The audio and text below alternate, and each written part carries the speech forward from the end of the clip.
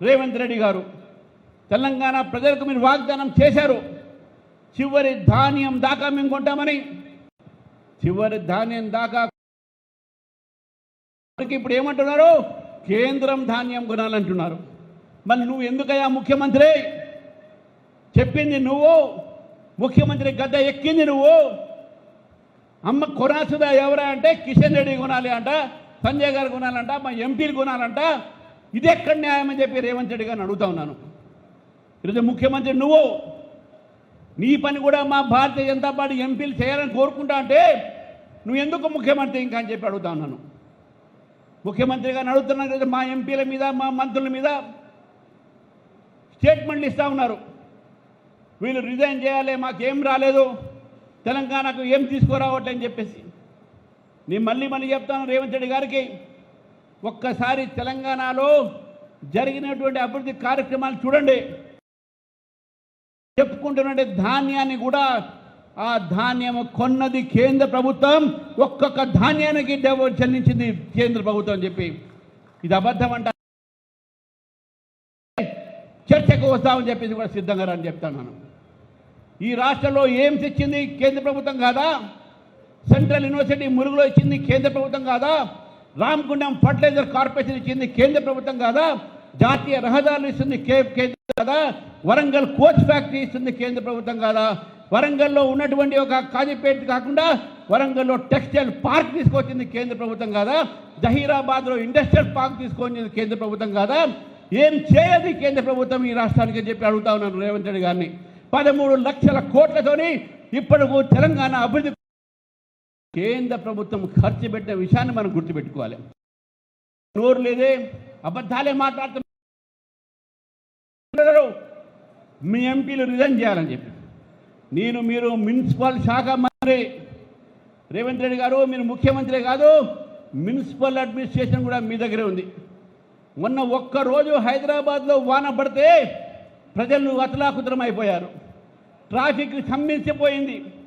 అల్వాల్లో 2 పిల్లలు చనిపోయారు. మీ యొక్క మంత్రిత్వం బాధ్యత కాదా? యాజ్ ఎ మున్సిపల్ అడ్మినిస్ట్రేషన్ మినిస్టర్గా మీ బాధ్యత కాదా? మీరు రిజైన్ చేస్తారా అని అడుగుతా ఉన్నారు. ఈ హైదరాబాద్ సిటీ నగరాన్ని మీరు డెవలప్మెంట్ కోసం చేయాలని అనుకుంటే ఈ యొక్క వానాకాలం వస్తుంది, వానక ముందే సిల్టింగ్ చేయాలి, వానక ముందే నాలాలు తుడవాలి, వానాకాలం రాకముందే మన అప్రమత్తంగా ఉండాలన్న ఆలోచన మీకు లేదా? ఎందుకు మీరు మున్సిపల్ అడ్మినిస్ట్రేషన్గా కంటిన్యూ అవుతున్నారు? ఈరోజు ఈ వేదిక ద్వారా డిమాండ్ చేస్తూ ఉన్నాను, రేవంత్ రెడ్డి గారు మీరు మున్సిపల్ అడ్మినిస్ట్రేషన్ మినిస్టర్, మీరు రిజైన్ చేయాలి. మున్సిపల్ అడ్మినిస్ట్రేషన్ మినిస్టర్గా వేరే లోకప్ప చెప్పండి, కనీసం హైదరాబాద్ అయినా బాగుపడుతుంది.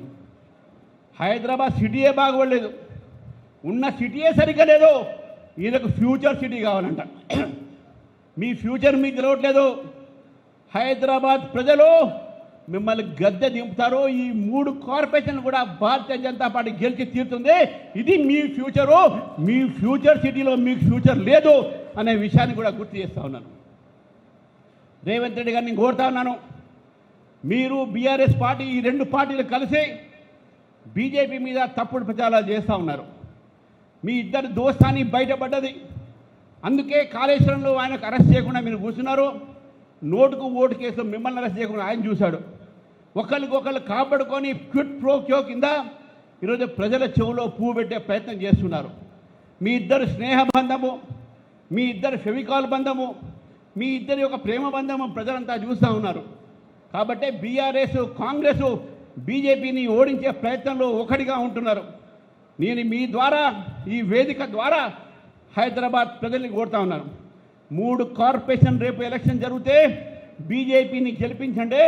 లేకపోతే ఈ 2 పార్టీలు బీఆర్ఎస్, కాంగ్రెస్ మజ్లిస్ సహకారంతో ఈ హైదరాబాద్ నగరాన్ని పెరగకుండా చేస్తారు.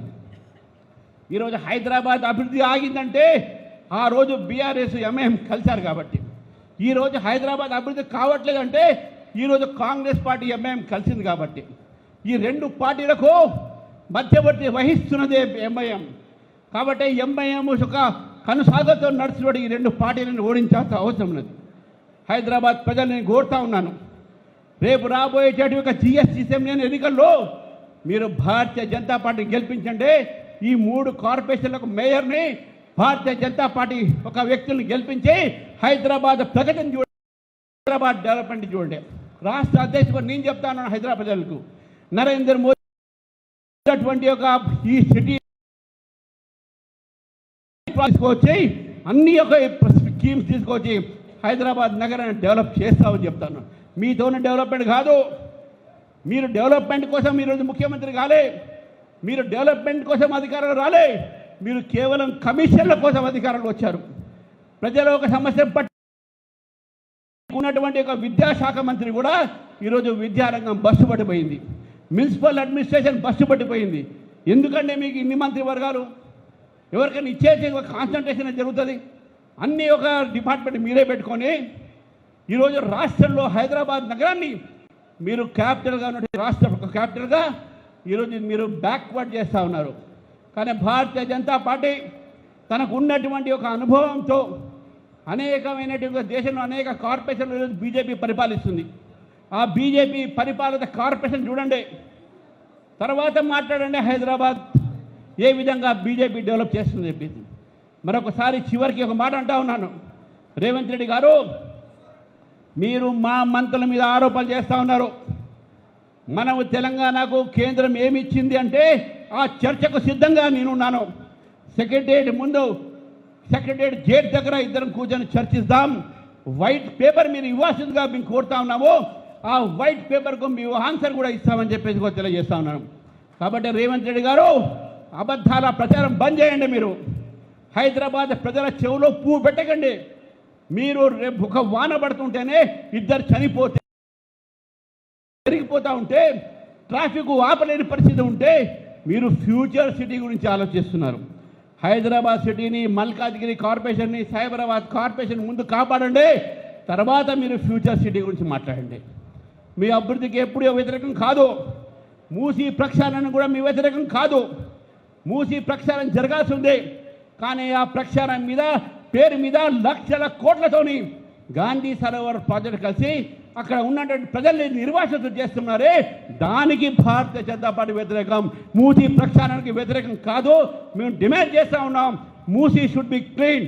డాక్టర్ లక్ష్మణ్ గారు అధ్యక్షుడిగా ఉన్నప్పుడు మూసీ ప్రక్షాళన చేయాలని చెప్పేసి ఆ రోజు వికారాబాద్ నుంచి పాదయాత్ర చేసినటువంటి విషయాన్ని కూడా ఈరోజు రేవంత్ రెడ్డి గారిని గుర్తు చేస్తూ ఉన్నాను. కాబట్టి మిత్రులారా, ఈ సందర్భంగా మన అందరం యోధులం, భారతీయ జనతా పార్టీ కార్యకర్తలం, మన అందరం కూడా ఒక వారియర్స్గా, ఒక సైనికులుగా ప్రజల్లో వెళ్ళి ఈ 2 పార్టీలు హైదరాబాద్ని చేసినటువంటి మోసాన్ని మనం గుర్తించాలి.